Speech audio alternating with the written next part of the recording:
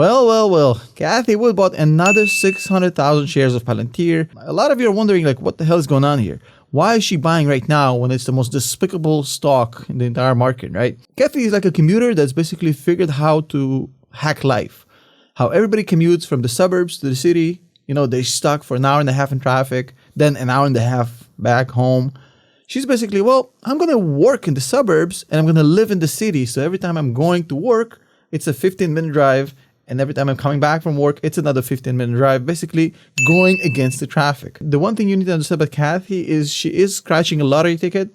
So she doesn't need every single stock in her portfolio to succeed, like a Warren Buffett, for example. Berkshire Hathaway needs a high percentage of their stocks to succeed in order for the fund to make sense. This, a little bit different. She's scratching a lot of lottery tickets in the hopes that maybe, 10% of them go big, go Tesla. That's enough for her. She's like a VC, like a venture capitalist. She is not looking for 80% of these companies to explode. But if any of them explode, she wants to be in on the action. So that alone, the fact that Cathie's buying ARK Invest, Cathie's ARK Invest is buying Palantir, is not really an indicator of how great Palantir is. It's a nice confirmation bias if you need one. But she's buying a lot of companies when she knows most of them will fail because she wants the disruptors that eventually will hit it big. I think Palantir is definitely within that group, but just on a standalone basis, the fact that she's buying isn't in itself some indication of greatness. Just a little confirmation bias. I do want to show you this. This is quite interesting. Bitcoin could rise to $75,000 this year. Top record high, bank CEO predicts. Now, this is something new because this is coming from a bank CEO. Not some dude on Reddit, a bank CEO. Now, that's actually a positive sign. So, this bank CEO, his name is Guido Bueller, I'm assuming no relationship to Paris, said his firm's models see Bitcoin rising between $50,000 and $75,000 in 2022. Well, first of all, we know he's full of shit because what kind of models do you have for Bitcoin pricing? I mean, this thing literally has no Bitcoin models. And while I agree with this conclusion that Bitcoin might and will probably go to anywhere between 50 and 75 this year, I'm in fact convinced of that. There's no model to show me that. It's just common sense. Like if you say you have a model for this, it's a GG, my guy. I mean, this is like very dodgy. What I will tell you here is that he is right. And I think what's important here, the key takeaway here, isn't his model, which I think he doesn't have, or at least not a good one, is the fact that now we have bankers talking about Bitcoin. That's actually a good sign. We have bankers talking about how Bitcoin is the next wave.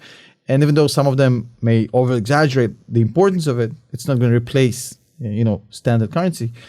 I think that bank adoption of cryptocurrency is right around the corner, and that's going to be huge.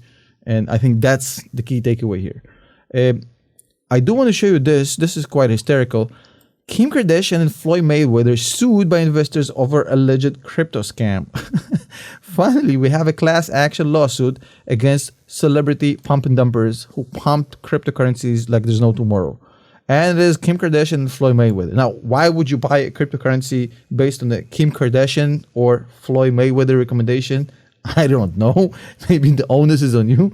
But they are getting sued, which is an important precedent, essentially, to create a kind of a fear factor and not to do it ever again. So Kim Kardashian, basically, according to this article, is getting sued because she went on IG and she said, and I'm quoting, "This is not financial advice, but sharing what my friend just told me about the Ethereum Max token." Well, this is a whole new low for the whole "this is not financial advice" narrative. But I guess here's the thing. We have this culture that has been developing for the past 3 years, and I've been vocal against it, or basically these celebrities using their clout to pump and dump these, and the only ones who are actually making money are either the celebrities or the people who are, dumping at the end, the whales or whatever. I think this is a good development because basically now there's a punitive side to this. If you take part in this, well, you're going to get sued. I don't know exactly what Floyd did. I know it was something with the promotional aspect. I don't know if he actually posted or it was, something that had to do with the Logan Paul fight. I think they might have accepted it as a form of payment. I don't know. But I think it's a really good development. Finally, they're getting sued. Not them specifically, but I mean, people that promote pump and dumps. This is quite interesting. This is an article from Seeking Alpha. Inflation Nation. Traders brace for CPI, core price inflation, to hit another 40-year high. So basically what they're saying here, they're expecting to see a 7%. Now, I personally think, and remember this, I think it's going to be higher than 7%. And I don't think it's going to take the market with the storm. I think that thing is already priced in. We all know inflation is going to be 7 and up. So anything, unless it's going to be like a 12% inflation, the market is going to, it's going to be like the Pittsburgh Steelers 1975, bend but not break. So nothing really spectacular. We did have Powell go and speak yesterday, and it was comical because he basically said, well, rate hikes, tighter policy will be needed to control inflation. But then he went on this whole rampage basically saying, well, the economy is both, check this out, both healthy enough and in need of a tighter money policy. So basically it's like a doctor telling you, well, you're both healthy enough and you're in need of cancer therapy. I mean, it's a little bit of holding the stick from both sides, both ends, I guess. I mean, he's literally trying to say something without saying anything. I've never seen a guy speak more without saying less, which is basically the best policy when you're trying to get, your job back. And I think he'll get it. But he basically went on there, had a written, pre-prepared speech, basically said nothing, didn't want to annoy anybody, and basically said, well, the economy is great. Also, the economy is not great. Everybody was happy, and he's going to get renominated. I do want to show you this. Facebook drops 36 spots on Glassdoor's annual best places to work.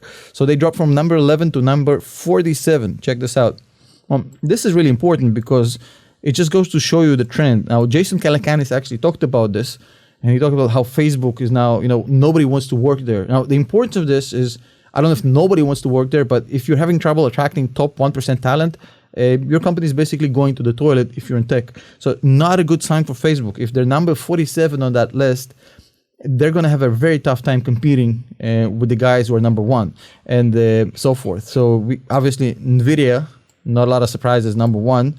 We all know exactly why that's happening. But basically, that's the whole narrative I was telling you about Palantir.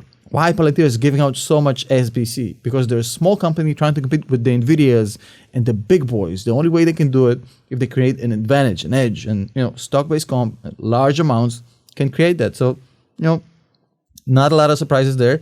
Again, don't know if Facebook will be gone tomorrow or next year, but I'm saying like in a 10-year perspective, unless they figure it out, number 47, not such a good place. As always, thank you for watching. I hope this was a quick recap of today that kind of helps you figure out where things are going. See you tomorrow.